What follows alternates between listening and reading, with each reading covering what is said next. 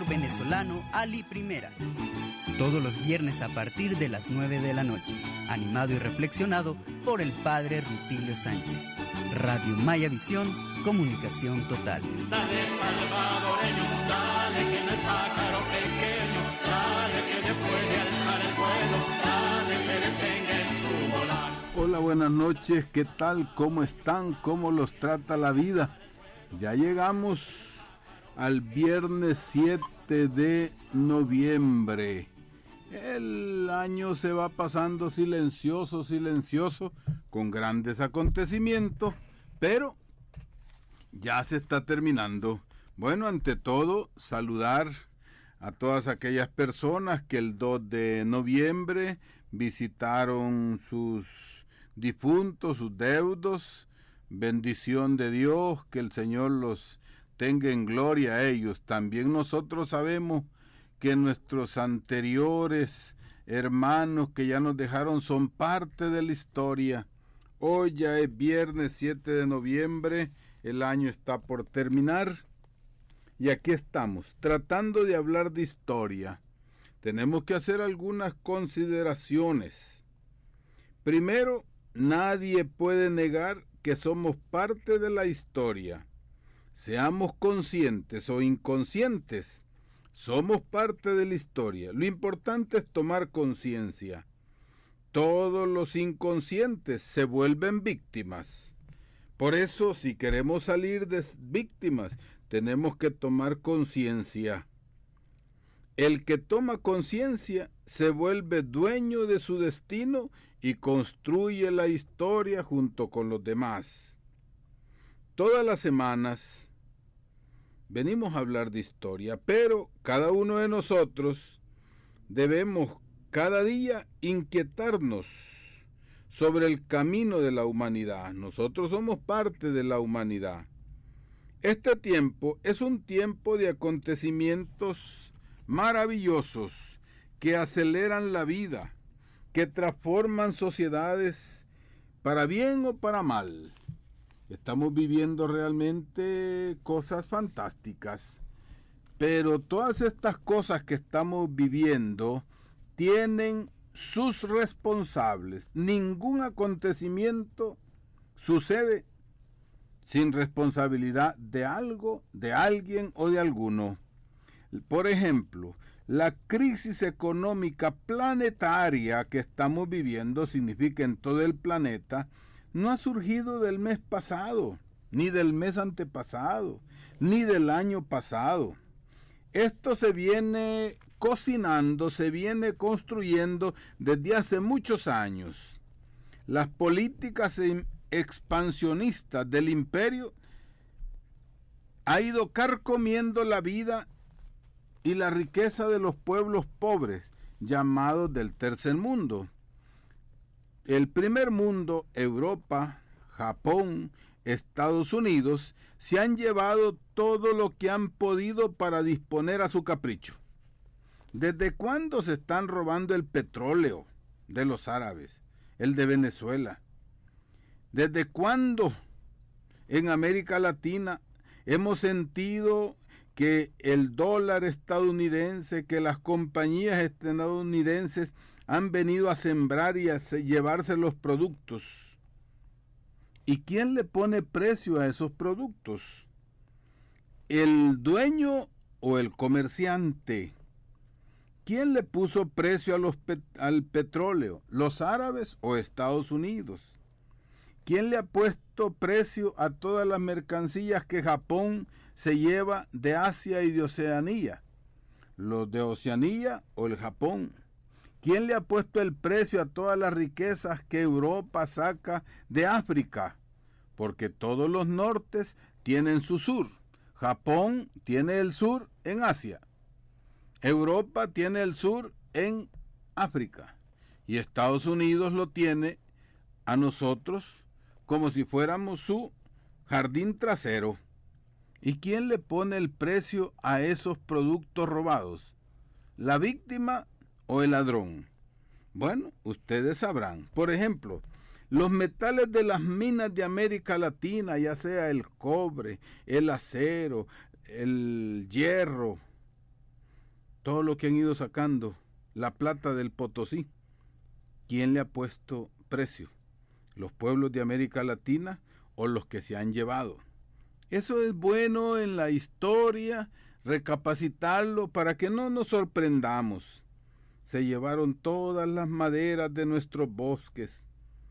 Cuando se llevaron los recursos naturales, también ahora se llevan a nuestra gente.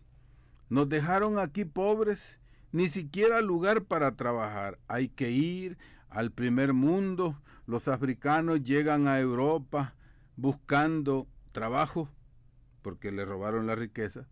Los asiáticos llegan a Japón buscando trabajo. Y nuestros hermanos latinoamericanos vamos a Estados Unidos a buscar trabajo porque se llevaron todas nuestras riquezas. Y por supuesto, llegamos allá con mano de obra barata, humillada. Todo es como la ley del embudo. Para el rico lo ancho y para el pobre lo agudo. Se llevan las riquezas, se llevan la gente y su avaricia los ha llevado a podrirse en esos dineros robados. Dicen, así dice el pueblo, que el que escupe al cielo en la cara le cae. ¿Desde cuándo vienen escupiendo al cielo robándose las riquezas de los pueblos pobres? Hoy ya les cayó la saliva de ellos mismos en la cara y están haciendo todo aquello que dijeron que no había que hacer. Están nacionalizando. ¿Cómo es posible que antes en Estados Unidos dijeron que la empresa privada podía solucionarlo todo porque era mejor administradora? Pero ahora están nacionalizando. ¿Cómo vamos a creer que los avaros, los ambiciosos, podrán proteger a sus víctimas? Bueno, cuando ya les llegó el cuello al agua, cuando se privatizó todas las ganancias, cuando la vaca daba leche y estaba gorda, y ahora cuando esa vaca ya no da leche, cuando está enferma, después de explotarla, se le devuelve al antiguo dueño y quieren que se les devuelva el dinero que pagaron por eso. Ese es un ejemplo para entender. Hoy es el día viernes, día de historia. Por eso vamos a poner ahí una historia que canta Ali Primera, la canción bolivariana, para ustedes. Tenemos una llamada telefónica. ¿Con quién hablamos? Habla con Adolfo Majano. Adelante, don Adolfo. ¿De dónde nos habla? De San Marcos. Bueno, ¿qué nos quiere decir?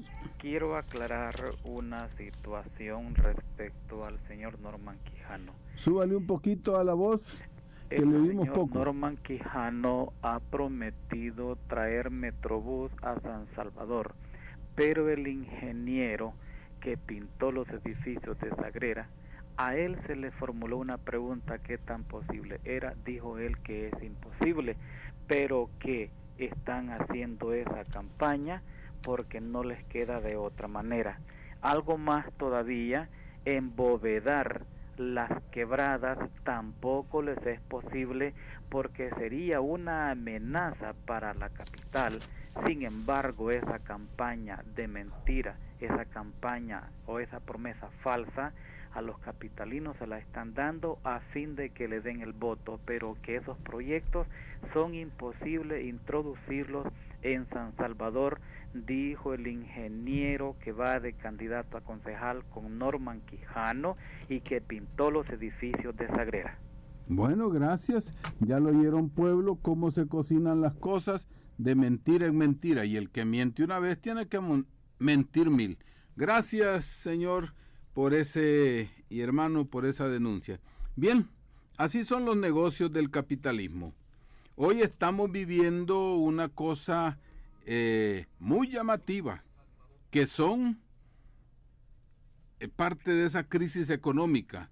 Vulgarmente y popularmente decimos que al perro flaco se le van las pulgas, pero el gobierno cree que a este pueblo no le llegarán las pulgas.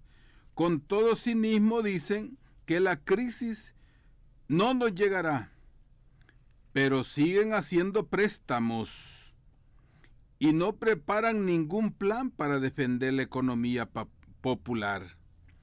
Estamos pensando algunos, y creo que ustedes también, ¿qué pasará cuando de Estados Unidos regresen y deporten a nuestros hermanos?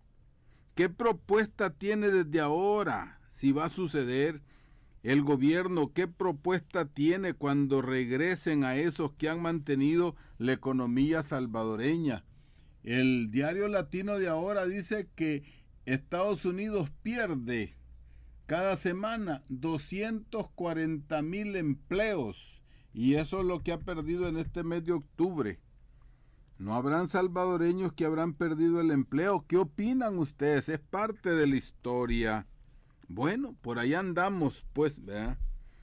Casi todas las historias dentro de esto mismo nos hacen llegar a pensar por qué en este país, que todo mundo sabemos que el precio del petróleo subió, y cuando subió el precio del petróleo, subió todo, se puso caro todo. Pero ahora sabemos que el precio del petróleo bajó, pero para el pueblo no bajó nada. Subieron y se mantienen los precios, hasta los frijoles, y ahora ha bajado el precio del frijol, tampoco. Al contrario, tenemos el ejemplo de las compañías eléctricas. Cuando subió el petróleo, subieron también el precio, y ahora, como alegando que el gobierno no les ha dado el subsidio, le han subido el 40% a los recibos. ¿Será esto un gesto de paz para apaciguar tanta desgracia del pueblo, o será un acto de violencia? ¿A quién defiende entonces nuestro gobierno? ¿A esas compañías que siempre han tenido ganancias y que nunca han perdido? ¿O al pueblo que les dio el voto y que es el dueño de los recursos naturales? El pueblo es el dueño de los recursos naturales. Pero también sale ahora la noticia que dice que el señor presidente sigue negociando con las distribuidoras de energía eléctrica. ¿Qué va a negociar? Nos va a negociar a nosotros, si está claro. Si los costos son menores, no tienen por qué subirle. Si los costos de operación han bajado porque ha bajado el petróleo, ¿por qué mantienen esos precios y todavía más les aumentan el 40% y regañan al gobierno porque les está exigiendo? Así decíamos la semana pasada que esta compañía Geo, que es socia de una compañía italiana, la Enel, le ha montado pleito. Así la Pacific Rim también, que es pura violencia Rim, le está montando pleito al gobierno. Vienen a robarse todo y son limosneros y con garrote. Bien, esto es importante en nuestra historia, pues el pueblo es el dueño de los recursos naturales y se elige a los personajes gubernamentales para que administren en favor del pueblo, no en favor de unos pocos. Gran cosa vivimos hoy en la historia del país. ¿Saben? Y todos nos dimos cuenta que vinieron los mandatarios de Latinoamérica. Aquí estuvieron. Faltaron algunos famosos como Chávez y algún otro. Y venían a hablar, se dijo, de la juventud. Y venían a firmar un documento. Pero empezaron a agarrar plática de la crisis económica y a nuestro gobierno le convenía que hablaran de otra cosa porque él estaba dispuesto y ya lo había dicho que no iba a firmar la convención.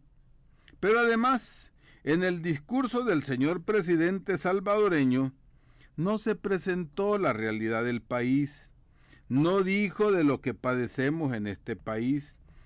Presentó algo así como que si viviéramos en el país de las maravillas. Qué bueno hubiera sido que nuestro presidente develara y expresara la realidad que vive este pueblo y pedir apoyo para superar tanta dificultad por la que estamos pasando. ¿Saben ustedes que en las 48 horas que duró la reunión presidencial para ver qué salvataje se le enviaba a nuestra juventud, fueron asesinados en 48 horas 10 jóvenes en este país? ¿Cuántos comentarios le surgirán a ustedes ante todas estas historias? Bueno, este viernes siempre venimos a provocar. Hablemos de la historia, de lo que vivimos. Si es verdad que hay denuncias y que los señores candidatos hablan y dicen, pero nosotros no vivimos de promesas de candidatos, ni vivimos toda la vida en campañas electoreras. Nosotros vivimos toda la vida sin empleo, con todo caro, sin medicina en los hospitales, con malas carreteras, con una impunidad. Aquí vivimos otras cosas. Así que hablemos un poco de eso, pues, ¿verdad? Comentarios sobre todas estas historias. Por ejemplo, por otro lado, tenemos hoy que en Estados Unidos un presidente negro ganó. Y ustedes deben de saber que hasta el año 1935, para llegar a los años 40, en Estados Unidos existía lo que se llama el apartheid, o sea, que todo estaba separado. Las escuelas habían para blancos y para negros, hospitales para blancos y hospitales para negros, unos mejores que otros, pero ahí no se unía nadie. Era como el agua y el aceite, que no se juntaban. Bueno, y qué maravilloso es que antes de un siglo, en ese mismo país han cambiado las cosas. Esos son los signos de los tiempos, los tenemos que tomar muy en cuenta. ¿Qué comentario merece esta historia de nuestra parte, salvadoreños? Tengamos cuidado, eso sí, no olvidemos que el hábito no hace al monje. Ya es bastante que el señor Obama haya llegado a ser emperador de ese gran imperio. Pero eso no quiere decir que el imperio ha cambiado el emperador, pero no ha cambiado el imperio. Las fuerzas militares que tiene Estados Unidos regadas por todo el mundo, los tratados de libre comercio que ha estado haciendo Bush para explotarnos más, los señores diplomáticos, la CIA, la DEA, todos esos organismos no han cambiado, ha cambiado el emperador, pero el imperio no ha cambiado. Eso es muy importante, pero nosotros los pobres, los países en desarrollo o subdesarrollados, tenemos que aprovechar todos los espacios políticos y sociales. Y cada época nos da esas oportunidades, hay que aprovecharlas para avanzar, no para retroceder. Bueno, y nos preguntamos en este tiempo de transición, ¿qué barbaridades hará el señor Bush-Laden en Estados Unidos? Porque en este tiempo de transición van a suceder muchas cosas. Pero eso lo hará ya el señor Bush-Laden en Estados Unidos. Nosotros aquí en El Salvador nos preguntamos, ya que cambió el presidente y que es de otro partido como es el demócrata, ¿volverán nuestros soldados de Irak? Preguntémonos, ¿seguiremos mandando soldados a agredir un pueblo que nada nos ha hecho y que nosotros no tenemos pitos que ir a tocar a esa guerra? Bueno, la historia es maestra de la vida y de lo visto, de lo sentido, de lo oído. Aprendamos algo. Preguntémonos así en la historia, ¿creemos que nosotros personalmente podemos cambiar? La historia no se cambia cambiándolo de fuera, dice el Señor, de la abundancia del corazón hable la boca. Para cambiar la historia y para cambiar el mundo debemos de empezar por cambiar cada uno de nosotros. Bien, ahí estamos llegando pues a preguntarnos, ¿somos parte de la historia? ¿O la historia nos está arrastrando como río en la vida? ¿Qué hemos hecho con personalidad para cambiar en nuestra comunidad, en la familia? Si cambiamos la comunidad, si cambiamos la familia, va a cambiar la zona, va a cambiar el departamento. Cambiado esas zonas, esos departamentos, podemos cambiar el país. Bien, antes de oír una cancioncita ahí, de esas históricas de nuestra cultura y de nuestro folclore, hoy este día la prensa gráfica dice que un señor de la Cámara de Comercio de El Salvador no está de acuerdo con ese optimismo oficial y lo ponen en primera página porque la ANEP y la Cámara de Comercio dice que el señor presidente y el gobierno es muy optimista con esto de que en Estados Unidos está sucediendo mucha desgracia económica y aquí no va a pasar nada. Qué bonito sería que también cuando los campesinos y los obreros, cuando se sale a la calle a decir que no estamos de acuerdo con el optimismo oficial, sería bueno que lo publicaran, pero eso no lo publican. Por ejemplo, en la prensa gráfica de ahora, hay un señor aquí, José Dabó, dice que el titular de la Cámara de Comercio critica la actuación de los políticos en un proyecto como es la venta del puerto de Cutuco, que se pintaba, dice, como que era la receta de este gobierno para volver al país un centro logístico regional. Pero ¿qué sucede? Que lo están vendiendo. ¿Y eso qué va a traer al país? ¿Cosa buena o cosa mala? Pues que las cosas se pongan más caras. Bueno, si entre ellos mismos hay personas que por sus propios intereses nos están alertando y entre ellos mismos no se creen, ¿será posible que le crean al pueblo? Oigamos pues, ¿verdad?, la siguiente interpretación que es parte de nuestra historia. Adelante.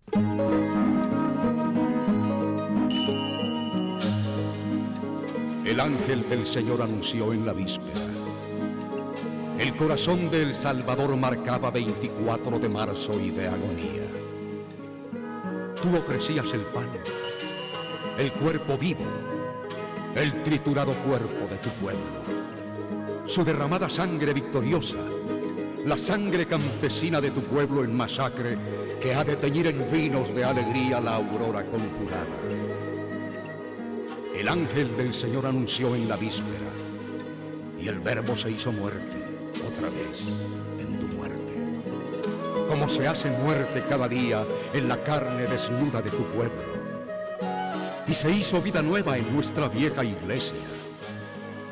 Estamos otra vez en pie de testimonio, San Romero de América, pastor y mártir nuestro, Romero de la paz casi imposible en esta tierra en guerra. Romero en flor morada de la esperanza incólume de todo el continente.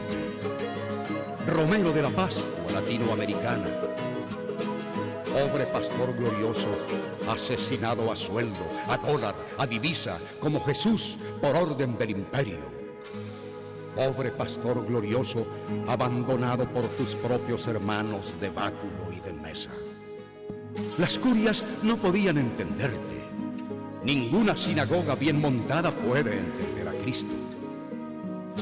Tu pobrería sí te acompañaba en desespero fiel, pasto y rebaño a un tiempo de tu misión profética. El pueblo te hizo santo. La hora de tu pueblo te consagró el Kairos. Los pobres te enseñaron a leer el Evangelio. Como un hermano herido por tanta muerte hermana, tú sabías llorar solo en el huerto. Sabías tener miedo como un hombre en combate. Pero sabías dar a tu palabra libre su timbre de campana. Y supiste beber el doble cáliz del altar y del pueblo con una sola mano consagrada al servicio. América Latina ya te ha puesto en su gloria de Bernini, en la espuma aureola de sus mares, en el retablo antiguo de sus Andes, en el dosel airado de todas las florestas, en la canción de todos sus caminos, en el calvario nuevo de todas sus prisiones, de todas sus trincheras, de todos sus altares, en el ara segura del corazón despierto de sus hijos. San Romero de América, pastor y mártir nuestro, nadie hará callar tu última homilía. Bueno, por eso mañana con este poema hemos querido saludar a Mañana, que en Copapayo, en un cantón a la orilla del lago Suchitlán, del municipio de Suchitoto, allá en Copapayo, se conmemorará una masacre que el ejército llegó a hacer en aquel noviembre fatídico del año 80-81. ¡Qué terrible! Saludamos a los de Copapayo. No voy a poder estar con ustedes, pero vamos a estar presentes en espíritu y en verdad ahí junto con ustedes. Copapayo, saludes. Suchitoto, saludos, bendiciones, que Dios los proteja y esperamos que la concentración sea grande y bonita. Bien. Ahora en el diario La Prensa, hablando de historia, tenemos un gran desplegado de los diarios hablando de cómo piensa este gobierno regalar el puerto de Cutuco, el puerto de La Unión y el puerto de Acajutla. Miren qué interesante. Leyendo la prensa gráfica de estos días y el diario de hoy, vemos que economistas, políticos, la asamblea, el pueblo sabe que estos puertos se han hecho con dinero del pueblo y que maniobran y manipulan y chantajean con la propaganda para que la opinión pública apoye lo de los préstamos. El préstamo para, dijeron, hacer los puertos, el préstamo para hacer los hospitales, el préstamo para carreteras, el préstamo para cosas buenas posiblemente, pero nunca hacen propaganda ni hacen consulta pública cuando se roban, por ejemplo, el dinero de el hospital de maternidad y no hacen ninguna divulgación ahora que están queriendo regalar el 90% del precio del puerto de La Unión. Construyeron los puertos y no se ha terminado de construir y ya lo están concesionando. Y ahí entonces solo el Ejecutivo toma la determinación de venderlos al precio de pollo muerto. Ahí para eso ni siquiera toma en cuenta la asamblea. Para hacer el préstamo manipulan, maniobran y chantajean. Y aún a la asamblea, aún al FMLN. Pero para venderlo, regalarlo, fiarlo, concesionarlo, ahí no toman ni preguntan a nadie. Bueno, es la historia. ¿Qué chiste es ese, verdad?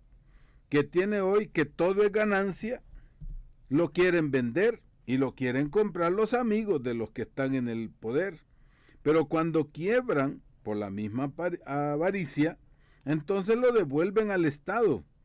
Y cuando lo devuelven todo arruinado y todo quebrado, nadie les puede pedir cuentas. Se roban lo del pueblo y no indemnizan al pueblo. Bien, antes de ir pasando a otras cosas y hacer invitaciones y dar paso a las llamadas telefónicas, sí queremos hablar del caso del Chaparral con la represa que quieren hacer y construir en el río Torola.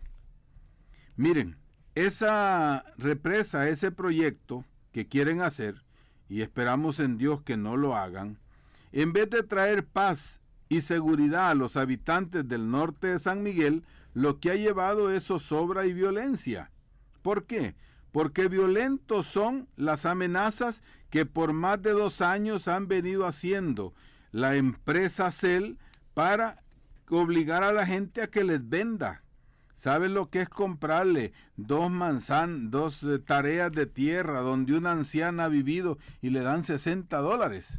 Por $30 cada tarea a la orilla del río Torola. Y la persona amenazada, pues sí, ahí está. Violencia es violento. Disponer de los bienes y de la vida de los campesinos para entregar esos terrenos a empresas extranjeras constructoras como es Asaldi, una empresa italiana. Violencia es llevar 250 rifles con 250 efectivos. Violencia es que lleguen a esa zona más de 100 de vehículos de último modelo, propiedad del gobierno, y cada funcionario de la CEL llevaba sus 3-4 guardaespaldas, además de los 250 rifles de la policía. Violento es que un presidente que llegue en helicóptero a tirar la primera piedra. Y entonces es importante cómo hoy llenan los diarios, las radios, las televisiones de propaganda diciendo que todo está listo, porque ya todo está comprado, porque eso es bueno. Y ahora que ha sido quemada una casa, le ponen el precio de 1 millón, como que si antes no hubiera habido mucha más violencia, y acusan a sacerdotes y alcaldes de ser instigadores. ¿Quiénes son los verdaderos instigadores de esto que se llama violencia? Se nos viene el recuerdo de aquellas manifestaciones de hace unos 5 años en el centro de San Salvador, de los empleados municipales. La autoridad, los cuerpos de represión golpearon a mucha gente, metieron presos a cantidad de gente, pero quemaron una cabina telefónica, y esa cabina telefónica se hizo famosa, porque para esta clase dominante, una cabina telefónica vale más que la vida de la gente. Como para la CEL, vale más una casa que le pone de precio 1 millón que todas esas gentes que se han ido muriendo y todas esas familias, que son más de 11,000 familias, que van a ser evacuadas y que andarán errabundos en su país. Para ellos es más importante, y a eso sí le dan. Cuando el pobre soporta todo, ahí ni lo publican, pero cuando el pobre protesta y se defiende, entonces se le presentan como malos y violentos. Bueno, esa es nuestra historia. Está abierto el teléfono si quieren llamarnos, ¿verdad? Gracias porque nos están poniendo atención, y sí queremos hacer ya una seria y grande invitación que es parte de nuestra historia. Desde ya queremos que estén listos para encontrarnos el día 30 de noviembre, domingo 30 de noviembre, para conmemorar a Anastasio Aquino. Está invitando el Comité Nonualco de la Memoria Histórica. Se llevará a cabo la celebración, la que llevamos el año pasado, el 15 de septiembre. Esta vez estaba lloviendo mucho y se decidieron los nonualcos hacerlo en tiempo ya que no llueve. Domingo 30 de noviembre vamos a ir a la cueva del Sisimico, y ese mismo domingo ya vamos a atender la llamada. Gracias por llamarnos. El domingo 30 de noviembre a las 9 de la mañana en la Plaza Anastasio Aquino, frente a la parroquia en Santiago Nonualco. Allí nos concentraremos, frente a la alcaldía, y ahí caminaremos. Si quieren alguna información, desde ya apunten 73363712. ¿Quién nos habla? Adelante. Discúlpenos que estábamos dando esta invitación. Repito el número de teléfono por si quieren llamar. 73363712. ¿Quién nos habla? René Cerón. Adelante, don René Cerón. ¿Desde dónde? Estoy oyendo el programa de Radio Maya Visión. Ajá.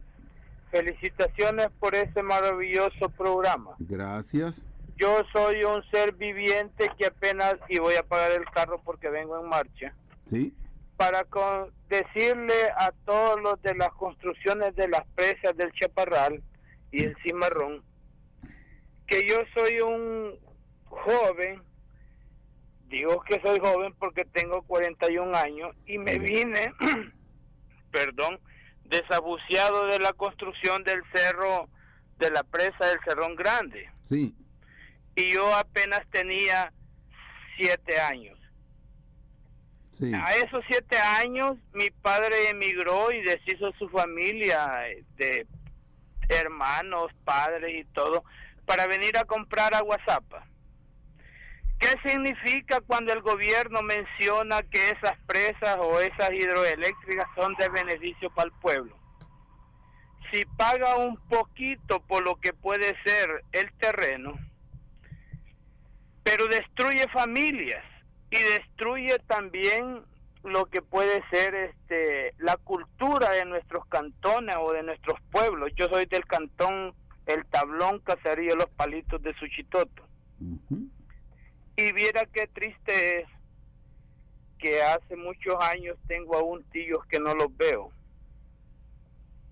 Por eso yo quisiera darle un mensaje al pueblo salvadoreño, donde la riqueza o los prestigios o las ganancias de esas presas, que pueden ser la construcción de mejores cosas a nivel de la energía eléctrica, pero nuestras costumbres de nosotros como pueblo se pierden.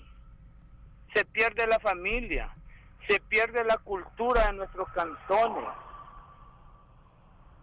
Eso se llama injusticia. Y si la CEL paga o el gobierno paga lo que se va a hundir con el agua, a como sea lugar o a como ellos consideran conveniente, lo nuestro no lo pagan. No paga el futuro, no paga la vida, no paga la tristeza. Eso no lo paga. Y yo soy un fiel radioyente de Radio Maya Visión, y me gusta lo que usted habla, porque no es primera vez que lo oigo. Gracias, René. Pero le quiero decir al pueblo salvadoreño de que esa se llama injusticia, se llama prepotencia y se llama intolerancia. Allá tengo amigos porque soy un ser que trabaja a nivel nacional en ventas, visito Citalá, La Palma, Metapán, Carolina, visito allá Ciudad Barrios, San Antonio. ¿Qué pudiera yo por tener un espacio mejor y explicarles qué se siente ser como yo soy? Alguien que perdió la cultura de cantón, la cultura de pueblo, perder la familia, el amor, eso no tiene precio. Eco. Y le digo al pueblo salvadoreño que mi papá fue un ser que luchó antes que llenaran la presa El Cerrón Grande, allá por el año 72, 74 la llenaron. Y les voy a decir de que se pongan las pilas, porque la verdad es de que a mi papá y a otros vecinos les pagaron como ellos quisieron. Y solo bastó la lucha y la conquista para que después les pagaran los pocos árboles que esos terrenitos tenían. Las varas de bambú, los piñales, y después de esa lucha otros lograron algo bueno, que ya era una mejor un mejor pago, pues. Remuneración. Una mejor remuneración, sí. Bueno, René, agradecemos ese gran testimonio, ¿verdad? ¿Verdad? Allí estuvimos, ¿verdad? Cuando tuvimos la traición hasta de algún sacerdote que se subió en el helicóptero del presidente de aquel entonces para animar y defender ese proyecto. Y eso es una tristeza que debemos de reconocer, ¿verdad? Gracias. Hay mucha historia. Así es. El tiempo es corto, por eso no la digo. Gracias. Gracias, René, y feliz noche. Y seguimos unidos por estas ondas. Bueno, el teléfono del Comité de los Nanualco de nuevo, 7336-3712 para que llaman. Hagamos honor y justicia a nuestros mártires y especialmente a ese prócer Nanualco y a tantos otros que poco a poco iremos reivindicando. Adelante, ¿quién nos habla?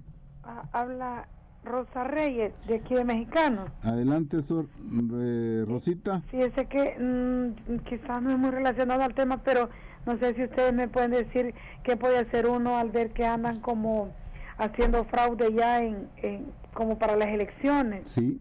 Fíjese que en la comunidad La Fosa, el día sábado pasado, andaban unos hombres con camisas amarillas y mujeres. Sí.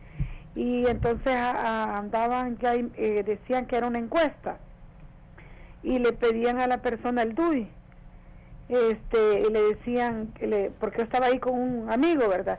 Y le dije que ellos le preguntaron si lo pueden encuestar, él dijo que sí. Le preguntaban qué opinaba de los candidatos, ¿verdad? De derecha y de izquierda, y donde trabajaba, el número de teléfono y todo, él se lo dio, y al final le dijeron, va a decir, las elecciones fueran hoy, ¿por quién usted votaría? Él les dijo que por el partido de derecha, ¿verdad? Entonces se sacó inmediatamente el hombre una papeleta de votación, vea, Sí. y le dio el plumón y le dijo, entonces este es un simulacro de votaciones, el amigo ahí, el conocido, le firmó, ahí le puso ya la crucita, ¿verdad?, en la papeleta. Y entonces yo le pregunté, mire, le dije, ¿cómo es esto? Donde reaccioné y vi, se metió rapidito al bolsón la papeleta y dijo, caminando rapidito, y se fue. Gracias, Rosita. Pues ya saben que ahí andan en el camino con la papeleta impresa para que ya vaya firmada y después la echan directamente en algún buzón.